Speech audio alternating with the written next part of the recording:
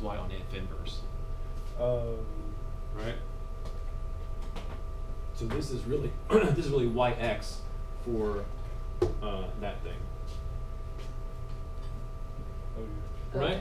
This is on f inverse. So that means 4,2 goes with this thing. Right? So this is your x naught, y naught. You know what I'm saying? For that formula there. You know what I'm saying? Yeah. So you kind of just... You gotta be careful because they're giving you the point from this function. And the formula is using the xy coordinates for the original function. Okay. So watch out. So, Okay? Yeah? Okay. so as long as they give you a point, it would just be the opposite of it. So if they give you Well, it just depends. Yeah, but you gotta make sure that what point they're giving you. They could tell you the point on this one, they could tell you the point on this one. The problem started with the point on f inverse. But the formula is constructed to speak about the point on f. And they're just opposites of each other. Right? Let's just finish this one off and we'll do another one. So we need f prime at 4. We need to take the reciprocal of f prime at 4. So what's f prime? Without having to touch the inverse function itself, I can take the derivative of this thing. So f prime is just a power rule, right? That's really x to the 1/2. So I bring down the 1/2, and I get x to the negative 1/2. So it looks like 1/2 root x. You should just memorize that, by the way. That the derivative of square root is 1/2 root x. So it goes through that silly power rule every single time. So now we need to evaluate this thing at the number 4, right? So this evaluated at 4 is going to be what? Quarter?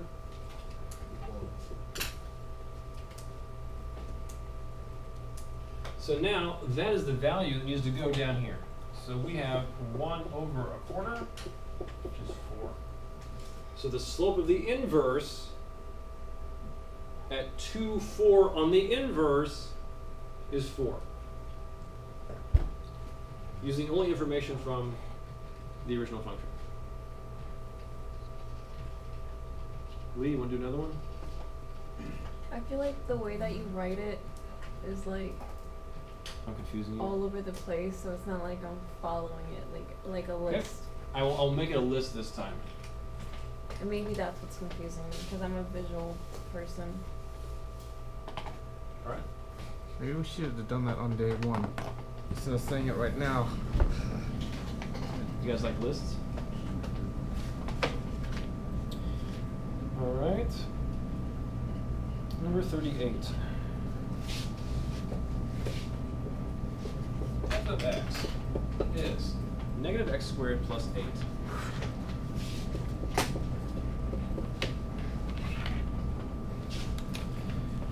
It says that x is greater than or equal to 0.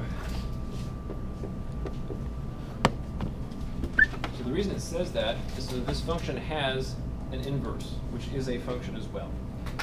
You don't have to really worry about it for the problem itself. 7, 1 is the point that we're talking about. The question is exactly the same. So we're supposed to find the slope of f inverse at 7, 1, which is on f inverse. 7, 1 is on f inverse. It's not on f. Agreed? So the x naught and y naught would be the opposite. Correct. So this is really y naught, x naught, right?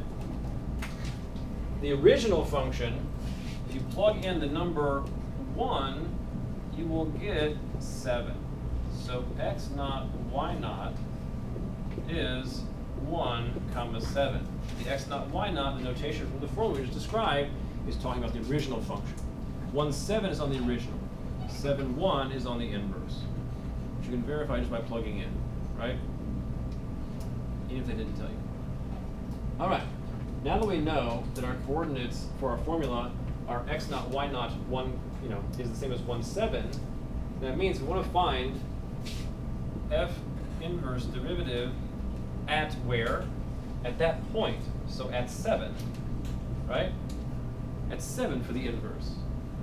So then that's going to correspond to 1 over the derivative of the original function at where? At 1 for it.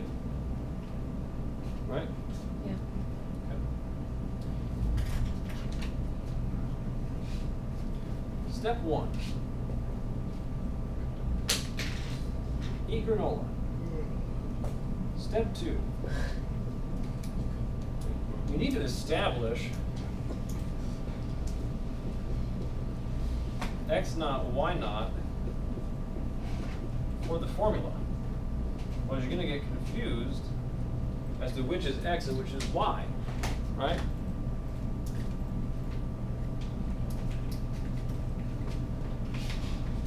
Step 3. Take derivative. Where's Cecil now? Where is he now? He just looked like a while ago. He just wanted to make a list, and now he's not even here for it. No, I wanted a list. I guess he's got the video for the list, but I don't think he watches them afterwards. Do you? Alright. Step 3, take derivative of f of x. You gotta do that. Take the derivative of the original. Okay? Take derivative of original. Step 4.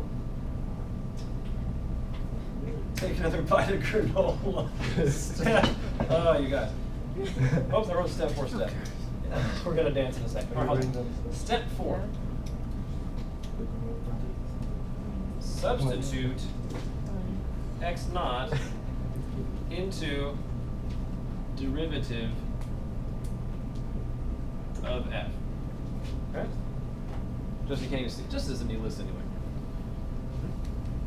Substitute x naught into derivative of f. Step 5. Take reciprocal of previous expression.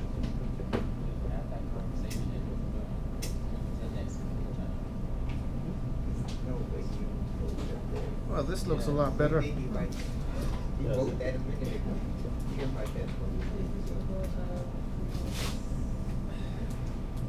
What's that, Baker? Huh? What's that, Baker? What'd you say? He said we had the conversation about granola like 20 minutes ago. When I brought it back for nothing. You wrote that like seconds ago. I mean, it's exaggeration. Talk about it. You're saying I shouldn't have. We talked about it too long ago to bring it up again. Is that what you're saying? And that's what. It's fine. I like granola. What's that? What's step 3 again? Step 3 Take is to derivative. take the derivative of the original function. What was step 2 then?